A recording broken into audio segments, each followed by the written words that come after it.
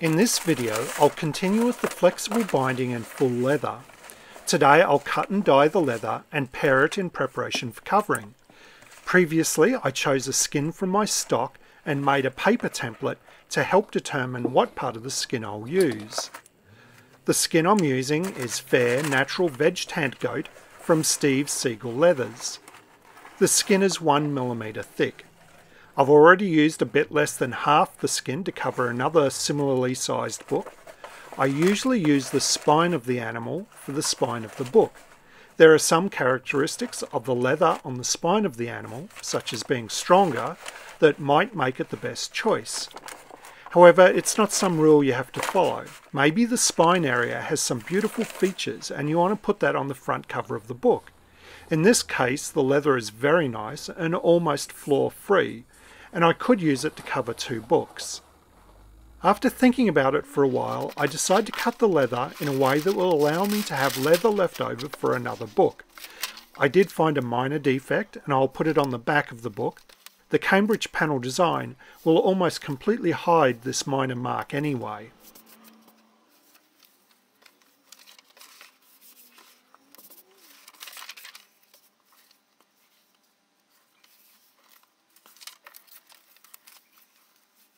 I use the frame template to locate where I want to cut out the cover, but then I swap to the inside template to mark the leather.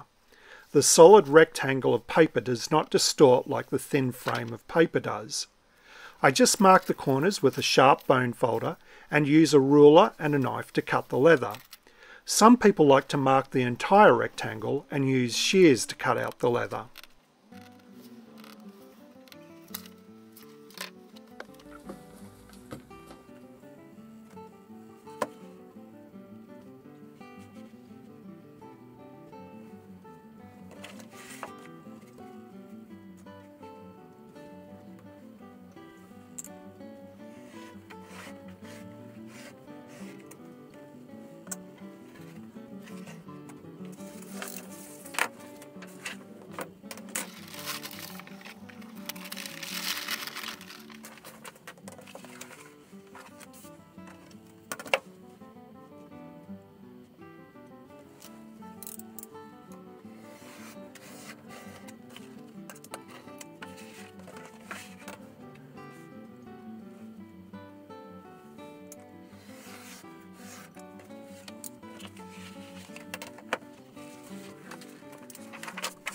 I'm using Hewitt's light brown aniline dye.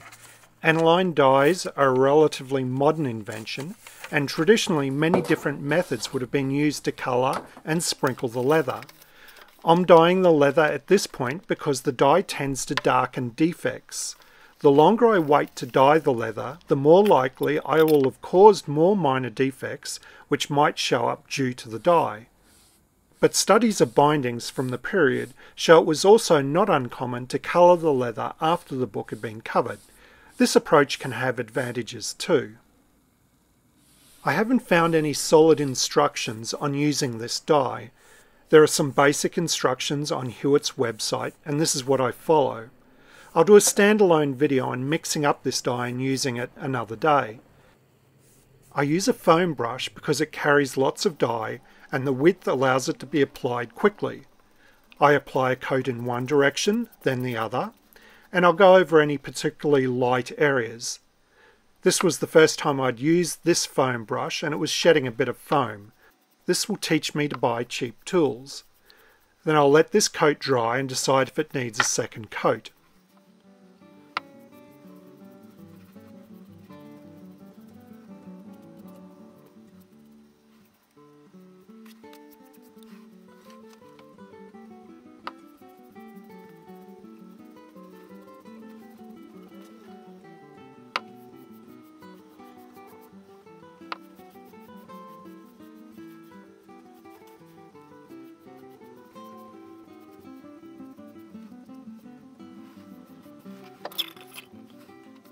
After it dries, it's looking good. I probably could have left it here since most of the surface will get sprinkled later, but I decided to do a second coat anyway. Same approach.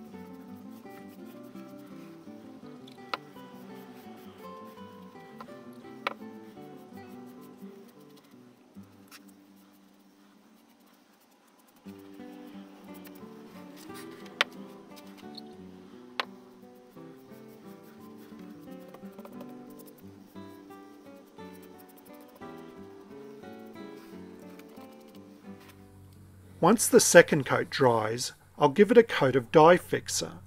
I have tested whether the dye fixer affects water absorption or blind tooling, and it doesn't. But if you don't use it, when I wet out the leather for covering later, my hands will end up the same colour as the leather. Some will still come off, just not as much. You should check the material safety data sheet for the dye, and if you're worried about skin contact with the wet dye, you should wear gloves.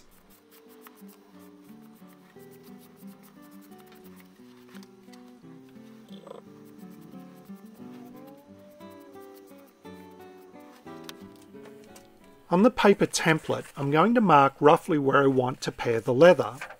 I want the leather to wrap around the edges of the boards nicely, and I know from experience that about 0.6mm thick works well. I'll test this by feel rather than measuring it, but I will measure it to show that, well, I'm right. This is based on having used this leather before. I want to thin the leather over the spine and joints, but not as much. And at the head caps, I want to thin the leather a bit more so there is no thickening at the head and tail of the spine and no sign of the edge of the turn-in.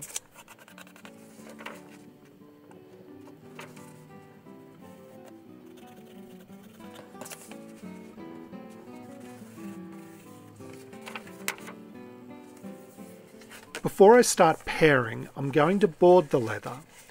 Boarding leather is a process most bookbinding leathers are subjected to by the manufacturer. It makes the leather softer and raises the grain.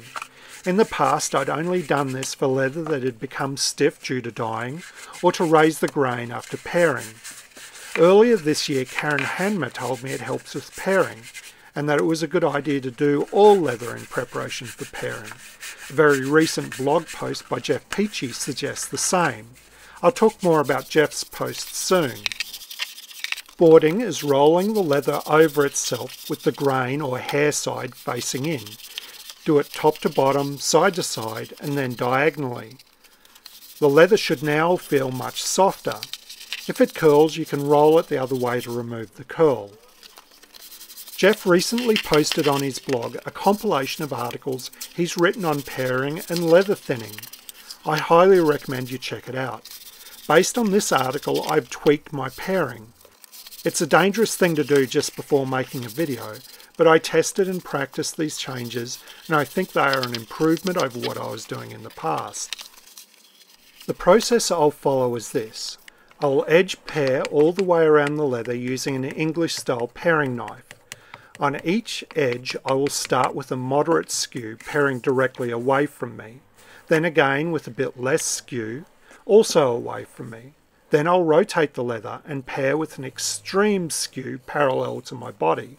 I'll rotate back to the original orientation and pair with about the same less skew. Jeff suggests finishing with a pass of no skew, but I've found this difficult to execute well and will practice this more before using it on a book. I start the demonstration using one of the offcuts of the skin. I was trying to get close-ups of the knife to show where the leather was being removed.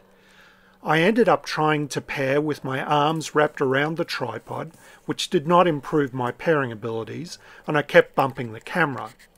Then I started working on the actual piece of leather late one evening. I was tired and my knife wasn't cutting well. I'd been paring other leather all day, and I'd touched up the knife on the diamond stones and for some reason made it duller, not sharper. Things weren't going my way, and I lost that key ingredient to good pairing, confidence. I put the knife down and called it a night.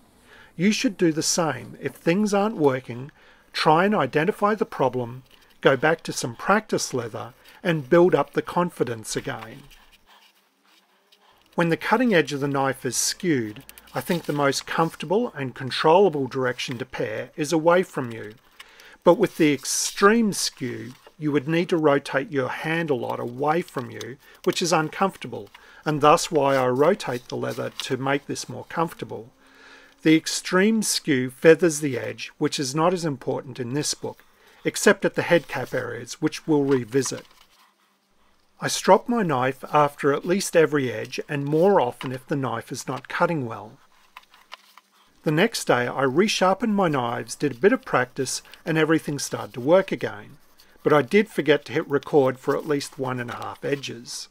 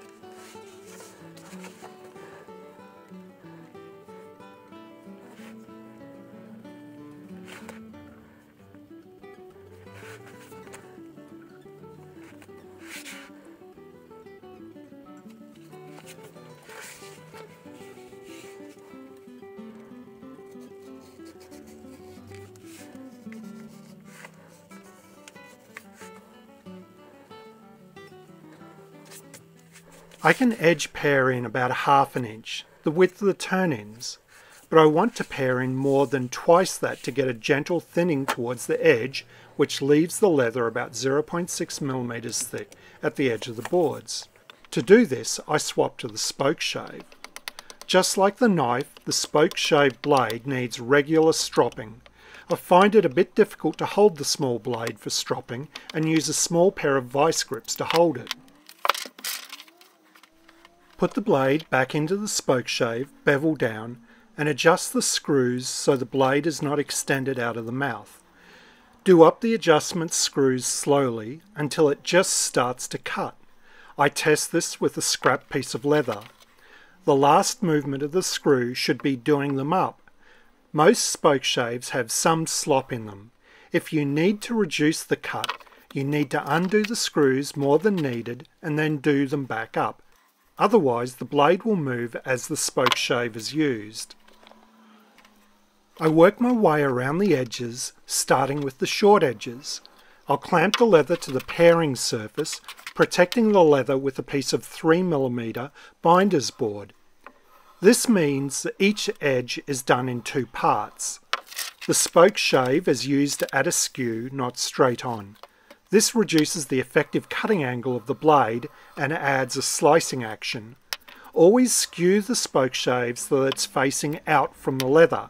Otherwise, the leather can be pulled in from the edge, forming a wrinkle which can be sliced through. One of the advantages of the spoke shave is that it can take incredibly thin cuts. This reduces the chances of cutting through the leather. You do need to keep an eye out for scars or other gnarly bits in the leather that might grab. The downside to very thin cuts is that it takes longer and more cuts to get to the thickness you want. This means the blade needs to be stropped more often. On a good day, I might only strop the blade once for an edge. For this paring job, including the spine area, I strop the blade 10 times. Stropping a spoke shave blade is more time consuming than stropping a knife. To reduce how often you have to strop a spoke shave blade, you can replace the standard blade with a harder steel. Modifying the harder steel blades takes a significant effort and requires more modifications to the spoke shave to accommodate the thicker blade. Considering that the Peachy modified spoke shaves includes a harder steel blade, they are very good value for money.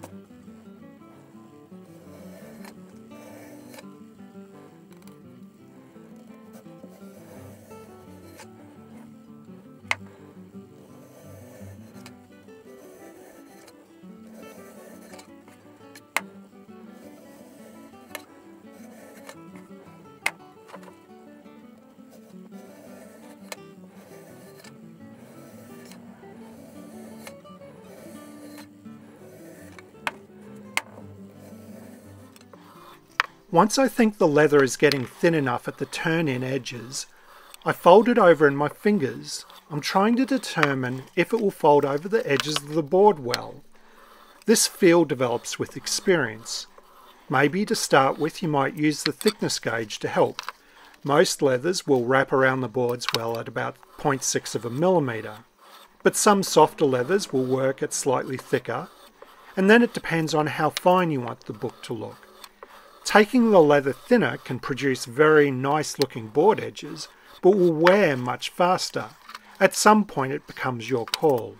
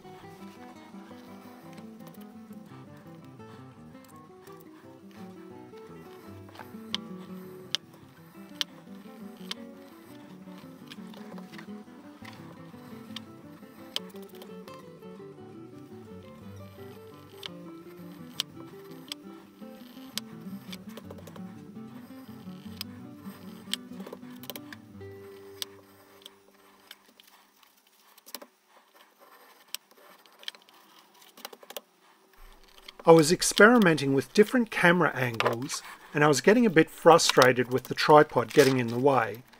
After doing the last short edge, I decided it would save time with the camera move if I did the spine area next. Later I realised it's more important to demonstrate how I normally pair leather. So don't follow the video, go around the edges first. I should have done the long edges then moved on to the spine area. It worked out fine, but I wish I'd followed my normal routine.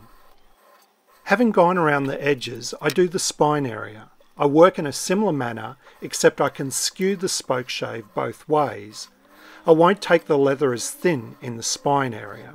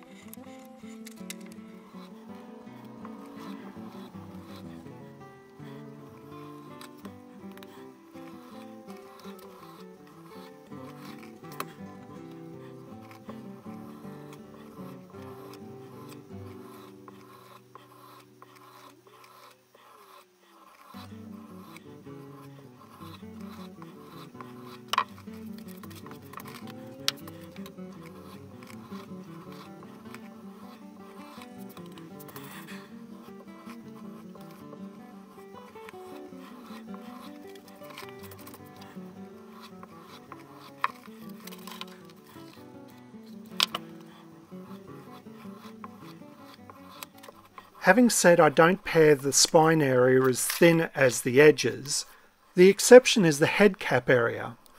The head cap turn-ins will be a double layer of leather on the spine, but I don't want it to be thicker. It needs to be thinned down to a bit under a combined single layer. Also, the edge of the head cap turn-in needs to be feathered to a nothing edge so a line doesn't show. I'll use the English style paring knife at an extreme skew to do this. A French style paring knife is useful for finishing off head cap areas. I use it in more of a scraping style than a slicing one. You can remove very small amounts of leather and make very careful adjustments.